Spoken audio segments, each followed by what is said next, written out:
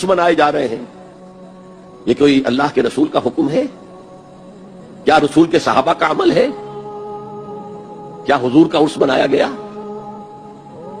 عید میلاد النبی ایک نئی عید ہو گئی ہے، کیا اس کا حکم دیا محمد رسول اللہ نے؟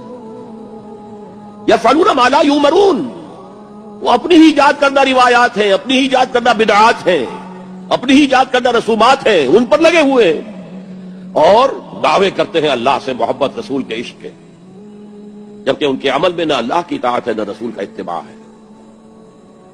اب جب ایسی صورت پیدا ہو جائے تو کیا کریں؟ فمن جاہدہم بیدہ فہو مومن، تو جو مسلمان بھی ان کے خلاف جہاد کرے گا اپنے ہاتھ سے، اپنی طاقت سے، وہ مومن ہوگا۔ ومن جاہدہ بلسانہ فہو مومن، اور جو ان کے خلاف جہاد کرے گا اپنی زبان سے، وہ بھی مومن ہوگا۔ وہی 3 درجے۔